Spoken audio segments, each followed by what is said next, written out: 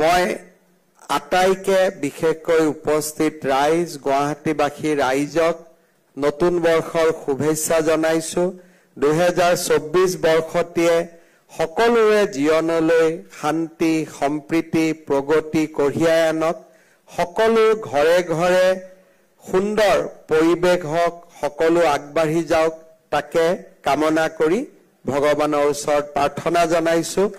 আৰু আপোনালোকক সকলোকে নতুন বৰ্ষৰ শুভেচ্ছা জনাইছো আজি দিনটো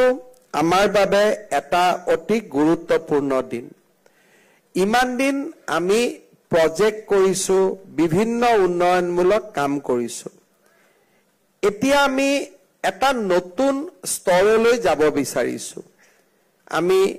উৰণীয়া খেতু কৰিলো মেডিকেল কলেজ কৰিলো ইঞ্জিনিয়াৰিং কলেজ কৰিলো ৰাস্তা বনালো এতিয়া এখন বিকশিত ৰাজ্যৰ প্ৰতিচ্ছবি প্ৰতিফলিত কৰিব পৰাকৈ অসমে নতুন কাম যি কাম হয়তো আজিৰ পৰা 20 বছৰ আগত আমি কোনেও চিন্তা কৰিব পৰা নাছিলো তেনেকুৱা কাম আমি হাতত ল'ব খুজিছো আমি ৰূপায়ণ কৰিব খুজিছো আজি আমি যিখন উৰণীয়া খেতু নিৰ্মাণ কৰিব খুজিছো এই উৰণীয়া খেতুখনৰ বিষয়ে আমি যেতিয়া অনুভৱ কৰিম তেতিয়া তাৰ লগে লগে আমি এইটো অনুভৱ কৰিম যে আমি অসমখন যেন এক নতুন দিগন্তলৈ ধাৱমান হৈছো এই উৰণীয়া খেতুখন বামুণী মৈদামত আৰম্ভ হ'ব বামুণী মৈদামৰ পৰা আহি এই উৰণীয়া খেতুখনে চানমাৰীৰ বৰ্তমানৰ উৰণীয়া খেতুখনত খুন্দা মাৰিব খুন্দা মাৰাৰ লগে লগে ওপৰতে বৰ্তমানৰ ফ্লাইঅভাৰখন ডাঙৰ কৰি আমি ওপৰতে এটা ডাঙৰ ৰটাৰী নিৰ্মাণ কৰিম অৰ্থাৎ আজি যিটো সৰু ৰাস্তা দি আমি ফ্লাইঅভাৰখন আছে সেই ফ্লাইঅভাৰখন এখন ৰটাৰীলৈ ৰূপান্তৰ হ'ব যিটো গুৱাহাটী ক্লাবৰ আমি যেনেকুৱা ৰটাৰী দেখো ওপৰত এটা ৰটাৰী হ'ব ৰটাৰী হোৱাৰ ফলত লাভ কি হ'ব যে বামুণী মৈদামৰ পৰা দীঘলী পুখুৰীলৈকে আহিব খোজা মানুহখিনি পুনে পুনে তেওঁলোকে উৰণীয়া খেতুখন দি আহিব কিন্তু জুৰুডৰ পৰা যিখিনি মানুহ দীঘলী পুখুৰীত আহিব খোজে বা বামুণী মৈদামলৈকে যাব খোজে তেওঁলোকে উৰণীয়া খেতুখনৰ ওপৰে দিয়ে ৰটাৰীৰ সুবিধালৈ বামুণী মৈদামলৈকেও যাব পাৰিব আৰু দীঘলী পুখুৰীলৈকেও আহিব পাৰিব কিন্তু জুৰুডৰ পৰা মানুহৰ কাৰোবাৰ কাম আছে শিলপুখুৰীত কাৰোবাৰ কাম আছে নৱগ্ৰহত তেওঁলোকে বৰ্তমানৰ উৰণীয়া খেতুখন দিয়ে নামি আহি তলৰ ৰাস্তাটো দি তেওঁলোকে গন্তব্যস্থান পাব যেতিয়া আমি গুৱাহাটী ক্লাব আহি পাম বৰ্তমানৰ যিটো লক্ষ্মীনাথ বেজবৰুৱা ষ্টেচুৰে যিটো ৰটাৰী আছে তাৰ ওপৰত আৰু এটা ৰটাৰী নিৰ্মাণ হ'ব সেই ৰেলৰ পুৰণা ফ্লাইঅভাৰখন ৰেলে আমাক কৈছে তাৰ ম্যাদ উকলি গৈছে তাৰ জাগাত এতিয়া নেহেৰু ষ্টেডিয়ামলৈকে ওপৰেদিয়ে ডাইৰেক্ট এই ফ্লাইঅভাৰখন আগবাঢ়ি যাব গতিকে যিসকলে উলুবাৰীত যাব খোজে তেওঁলোকে আকৌ ৰটাৰীটোৰ সুযোগ লৈ তেওঁলোকে উলুবাৰীলৈকে যাব বা উলুবাৰীৰ পৰা আহিলেও ৰটাৰী দি তেওঁলোকে চানমাৰীটো যাব পাৰিব দীঘলী পুখুৰীটো যাব পাৰিব আমি আহি পেলাই দীঘলী পুখুৰী পালো যিসকলে লতাশিলৰ পৰা আহিব তেওঁলোকে ওপৰেদি ফ্লাইঅভাৰত উঠিব পৰাকৈ তাত দুখলপীয়া এখন ফ্লাইঅভাৰ হ'ব 4 লেন নহয় 2 লেন যাতে তলৰ ৰাস্তাটো থাকে কোনোবাই নামি যাব খুজিছে জজ ফিল্ডলৈকে হেনৰি কলেজৰ সন্মুখেদি তেওঁলোক নামি যাব আৰু এক্সট্ৰা আম এটা ৰিজাৰ্ভ বেংকলৈকেও বৰ্তমান আমি য'ত মিটিং কৰিছো তালৈকেও থাকিব যাতে ৰেল ষ্টেচনৰ পৰা অহা মানুহখিনি পুনে পুনে বামুণী মৈদামলৈকে গুচি যাব পাৰে এনেকুৱা উৰণীয়া খেতুৰ কল্পনা আমি অসমে কৰিব পৰা নাছিলো আজি মালিগাঁও আৰু জুৰুডৰ উৰণীয়া খেতুৰ সফলতাৰ পিছত আমি ই এটা দীঘলীয়া পৰিকল্পনা লৈছো এই উৰণীয়া খেতুখনে সমগ্ৰ গুৱাহাটী বিশেষকৈ নুনমাটিৰ পৰা দীঘলী পুখুৰীৰ গোটেই ট্ৰেফিক পথ চোৱা আমাক অন্তত অহা 25 ইয়াৰ্ছলৈকে আমাক খালি কৰি পেলাব যেতিয়ালৈকে আৰু কিবা নতুন চিন্তা আমাৰ নহয় বহুত মানুহে মোক প্ৰশ্ন কৰে যে কষ্ট হ'ব, কষ্টটো হ'ব, কিন্তু এই কষ্টখিনি নকৰিলে 4 বছৰ পিছত এই ৰাস্তাটো দি গাড়ী নাহিব, গাড়ী ৰখি যাব। গতিকে বিকল্পটো নীৰৱে থকা নহয় যে কি হ'ব কি নহ'ব চিন্তা কৰি আমি যদি মনে মনে থাকো 3-4 বছৰ পিছত নুনমাটিৰ পৰা দীঘলী পুখুৰী পাবৰ কাৰণে 2 ঘণ্টা লাগিব আৰু গুৱাহাটী নতুন উৰণীয়া সেতু দি আমি সোনকালে গৈ ৰঙিয়া পামগৈ। ৰঙিয়া সোনকালে গৈ পাম, নুনমাটিৰ পৰা দীঘলী পুখুৰী আমি দেৰিকৈ আহি পাম।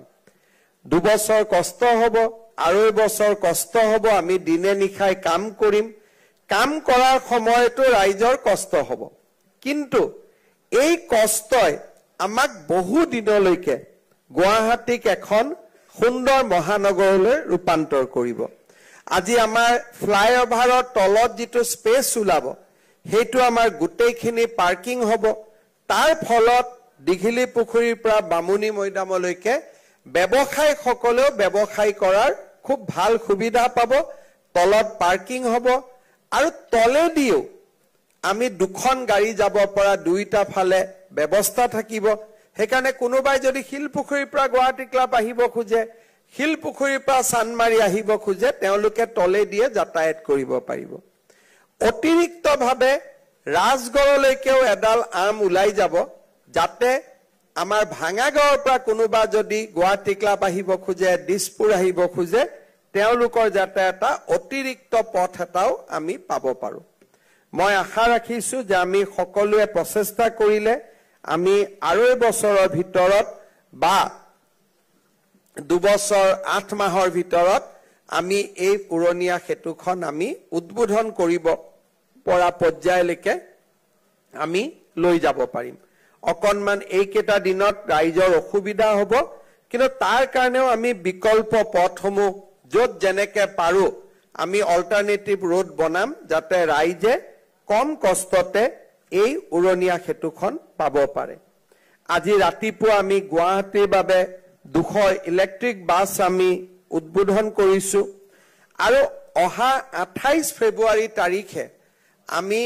ভূতনাথৰ পৰা নদীৰ মাজেদি মাছখোৱাত উপস্থিত হ'ব পৰাকৈ গুৱাহাটী উত্তৰ গুৱাহাটী দলংখনৰ এটা পৰ্চন আমি মুকলি কৰি দিম। তাৰ ফলত ভৰলুমুখত আমি যি ট্ৰেফিক জাম ইমান দিন পাই আছো, সেই ট্ৰেফিক জামটো সম্পূৰ্ণৰূপে নোহোৱা হৈ যাব। কাৰণ যিসকলে এয়াৰপোৰ্টৰ পৰা আহিব পোনে পোনে ভূতনাথৰ পৰা তেওঁলোকে নদীৰ মাজত সোমাই যাব আৰু লাচিত ঘাটত আহি উপস্থিত হ'ব। গতিকে মাজৰ ৰাস্তাখিনি তেতিয়া আৰু অহা যোৱাৰ কাৰণে ব্যৱহাৰ নহ'ব, অকল মাত্ৰ শুক্লেশ্বৰ মন্দিৰৰ পৰা যোৱা মানুহখিনিৰ কাৰণে সম্পূৰ্ণ গোটেই ৰাস্তাটো মুকলি হৈ থাকিব। তাত 2টা ৰাস্তা নাথাকিব, এইটো এটা, নদীৰ পাৰত এটা, অৰ্থাৎ এয়াৰপোৰ্টৰ পৰা অহাখিনিৰ কাৰণে নদীৰ মাজেদি আৰু শুক্লেশ্বৰ মন্দিৰৰ পৰা যোৱাখিনিৰ কাৰণে বৰ্তমানৰ ৰাস্তাটো সংযোগ হ'ব। 2টা ৰাস্তা পুনৰ আকৌ আমাৰ ঠিক MMC ফাঁচী বজাৰ PWD সেই ৰটাৰীটোৰ কাষতে সংযোগ হ'ব।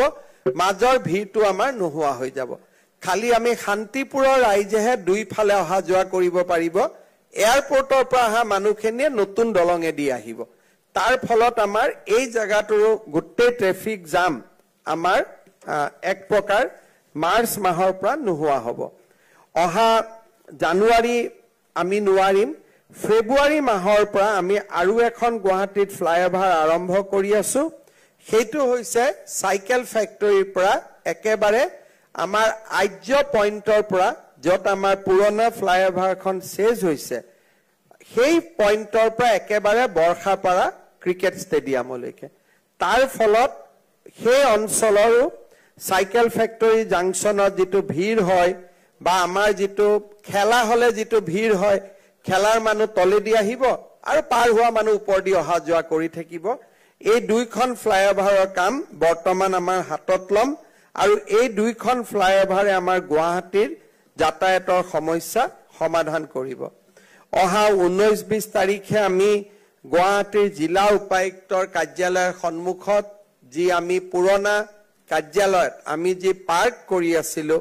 ৰিভাৰফ্ৰণ্ট ডেভেলপমেণ্ট, তাকো আমি অহা 19 তাৰিখে উদ্বোধন কৰাৰ বাবে সিদ্ধান্ত লৈছো যে 19 তাৰিখে ৰাইজে যাতে সেই স্থানত গৈ ব্ৰহ্মপুত্ৰ নৈসৰ্গিক দৃশ্য উপভোগ কৰিব পাৰে তাৰ পিছত আৰু এটা পৰ্চন থাকি যাব CGM কোৰ্টলৈকে সেইখিনি আমি হাতত লৈছো এইখিনি অহা 6 মাহৰ ভিতৰত আমি শেষ কৰিব পাৰিম মই ভাবো যে আজিৰ পৰা মই অলপ আগতে সাংবাদিক মেল আছিলে তাতে মই ঘোষণাও কৰি আহিছো যে আজিৰ পৰা গুৱাহাটীৰ পানী যোগান প্ৰকল্পৰ আমি নতুন 13,000 ওয়াটাৰ কানেকশন আজিৰ পৰা আমি দিয়াৰ কাম আৰম্ভ কৰিম ইয়াৰ বাবে আজিৰ পৰা আমি 15টা DMA 15টা ডিস্ট্ৰিক্ট মিটাৰিং জোন আজিৰ পৰা আমি আৰম্ভ কৰিম ইয়াৰ ফলত গুৱাহাটীৰ পানীৰ যি কভাৰেজ ই প্ৰায় 60% তত গৈ ভৰি দিব আৰু গুৱাহাটীৰ কেবাটাও গুৰুত্বপূৰ্ণ অঞ্চলত আমি এই 13,000 কানেকশন আমি দিব পাৰিম সমান্তৰালভাৱে ফেব্ৰুৱাৰী মাহত আমি উত্তৰ গুৱাহাটী DMAও আমি মুকলি কৰি দিব পাৰিম বুলি আমি আশা কৰিছো মই নিশ্চিতভাৱে ক'ব পাৰো যে আমি যি ধৰণৰ ব্যৱস্থা লৈ আছো সেই ব্যৱস্থাসমূহৰ ভাল ফলাফল আমি বহুত সোনকালে দেখিবলৈ পাম আৰু ইয়াৰ ফলত গুৱাহাটী মহানগৰীক আমি দক্ষিণ পূব এছিয়াৰ এটা সঁচা অৰ্থত দুৱাৰ দলি হিচাপে আমি নিৰ্মাণ কৰিব পাৰিম মই লোক নিৰ্মাণ বিভাগক অনুৰোধ কৰিম যে গুৱাহাটী মহানগৰী আমি যেটো প্ৰজেক্ট আজি হাতত লৈছো হি গুৱাহাটী মহানগৰীৰ এটা অত্যন্ত ব্যস্ততাপূৰ্ণ ৰাস্তাৰ ওপৰত আমি এই প্ৰজেক্টটো হাতত লৈছো আমাৰ কাৰণে ইঞ্জিনিয়াৰিং চ্যালেঞ্জ হ'ব যে কিমান সোনকালে এই ৰাস্তাটো আমি কৰি দিব পাৰো টকা পইচাৰ অভাৱ নহব তাৰ দায়িত্ব মোৰ কিন্তু বাকি ৰাইজৰ সহায় সহযোগিতা ট্ৰাফিক সহায় সহযোগিতা পুলিচৰ সহায় সহযোগিতা জিলা আয়ুক্তৰ সহায় সহযোগিতা বাকি আমাৰ কন্ট্ৰাক্টৰ সকলেও দিনে নিখাই কাম কৰাৰ মানসিকতা PWD ডিপাৰ্টমেন্টক মই অনুৰোধ জনাম যে বেষ্ট টিম এটা ইঞ্জিনিয়াৰৰ পৰা এচিৰ পৰা আমি যাতে বেষ্ট টিম এটা মোবিলাইজ কৰিব পাৰো দিনে ৰাতিয়ে যাতে আমি কাম কৰিব পাৰো আৰু কাম কৰোতে আমি ট্ৰাফিকটো কেনেকৈ স্মুথ কৰি ৰাখিব পাৰো তাৰ কাৰণেও আমি যাতে প্ৰচেষ্টা কৰিব পাৰো তাৰ কাৰণে মই লোক নিৰ্মাণ বিভাগক আহ্বান জনাম আৰু এই ফ্লাইওভাৰখন হৈ যোৱাৰ পিছত গুৱাহাটীত আমাৰ আৰু কৰিবলগীয়া বা ফ্লাইওভাৰ নিৰ্মাণ কৰিবলগীয়া বহুত কামো নাথাকে গোটেই গুৱাহাটীখন ক্লিন হৈ যাব আজি কামাখ্যাৰ উৰণীয়া ক্ষেত্ৰৰ ফলাফল আমি নিজে লাভ কৰিব দেখিছো জুৰুডৰ উৰণীয়া ক্ষেত্ৰৰ আমি ভাল ফলাফল আমি নিজে দেখিছো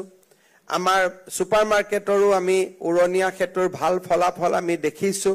গতিকে মই ভাবো যে এই ফ্লাইওভাৰখন হৈ গলে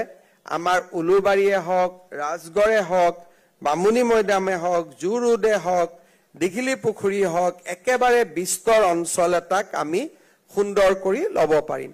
আমি চেষ্টা কৰিম যাতে দিঘিলি পুখুৰীৰ দুই ফালৰ গছ গছনিবোৰ কাটিব নালাগে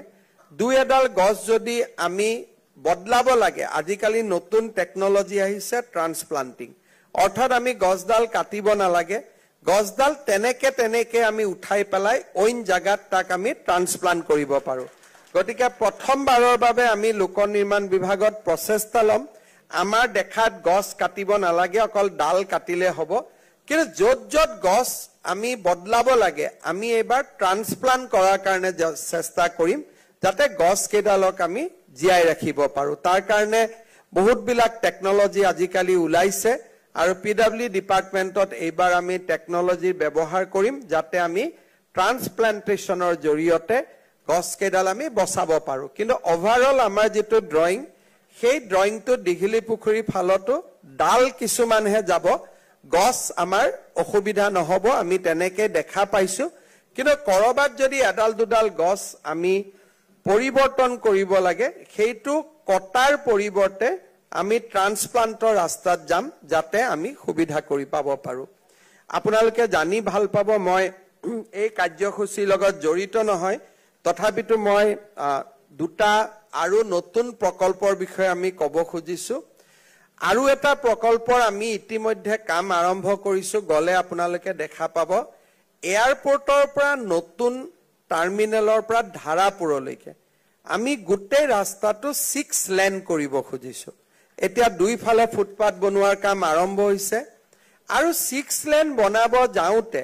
ধাৰাপুৰ চাৰিআলিত সুন্দৰ উৰণীয়া সেতু এখন হ'ব যাতে ইউনিভাৰ্চিটিৰ পৰা ধাৰাপুৰ হৈ টাৰ্মিনেলত যোৱা তাতো আমাৰ অসুবিধা নহয় আৰু যিসকলে পলাকবাৰী যাব যিসকলে একেবাৰে ছয়গাঁও বকু যাব খুজিছে এক্সিস্টিং নেশনেল হাইৱেটো যাতে প্ৰবলেম নহয় ভাৰত চৰকাৰে এই আঁচনিখন মঞ্জুৰ কৰিছে আৰু আমি তাৰ কাম হাতত লৈছো ঠিক তেনেকে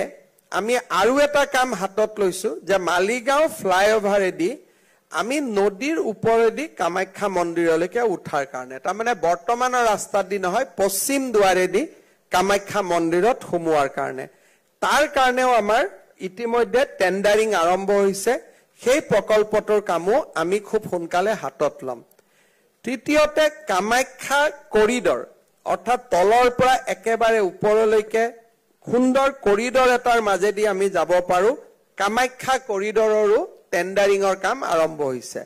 আৰু কামাখ্যা ৰেলৱে ষ্টেচনৰ পৰা কামাখ্যা মন্দিৰলৈ ৰূপৱে এটাৰ কাম আৰম্ভ হওঁ অৱস্থাত আছে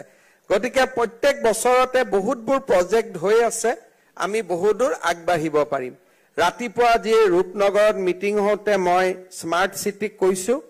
যে এই বছৰৰ ভিতৰত আমি যাতে গুৱাহাটীত 2000 চিচিটিভি লগাব পাৰো কাৰণ এই কামখিনি হৈ গলে আমি বহুদূৰ আগুৱাই যাব পাৰিম দ্বিতীয়তে গুৱাহাটীৰ যাতে আমি ষ্ট্ৰীট লাইটখিনি আমি ষ্ট্ৰীমলাইন কৰিব পাৰো এইখিনি হৈ যাব লাগে আৰু শেষত মই খুব কম সময়ৰ ভিতৰতে আমাৰ গুৱাহাটীৰ বিশেষকৈ পৰিষদৰ সদস্যসকল সবৰ লগত আমি কথা পাতিম গুৱাহাটীৰ মাটি আবলটনৰ কাৰণে আমি নিয়ম নীতি শিথিল কৰি মিছন বসুন্ধৰা 4 গুৱাহাটী আমি আনিব খুজিছো যত গোটেই ফোকাসটো হ'ব গুৱাহাটীৰ মাটিবাৰীখিনিৰ সমস্যা সমাধান কৰা এই ক্ষেত্ৰতো আমি খুব কম দিনৰ ভিতৰতে আমাৰ কাম আমি আৰম্ভ কৰিম আৰু আপোনালোকে জানে যে গুৱাহাটীৰ আমি বিশেষকৈ ডিসি অফিসত ৰাইজে বহুত দিনৰ পৰা বহুত অসুবিধা ভোগ কৰি আছিল সৰু সৰু নেক্সট অফ কিনৰ কাগজ নহৈছিল এনুকেন উলাইছিলে পিআৰসি উলাইছিলে বহুত বিলাক খেলিমেলি আছিলে এতিয়া গুৱাহাটী ডিসি অফিসত প্ৰত্যেক 15 দিনত ময়ো এদিন যোৱাৰ সিদ্ধান্ত লৈছো যাতে আমি ডিসি অফিসটো গুৱাহাটীৰ সম্পূৰ্ণ দুৰ্নীতিৰ পৰা দূৰ কৰি সম্পূৰ্ণ যাতে তাক ষ্ট্ৰীমলাইন কৰিব পাৰো মোৰ নিউ ইয়াৰ ৰিজলিউচনৰ ভিতৰত এটা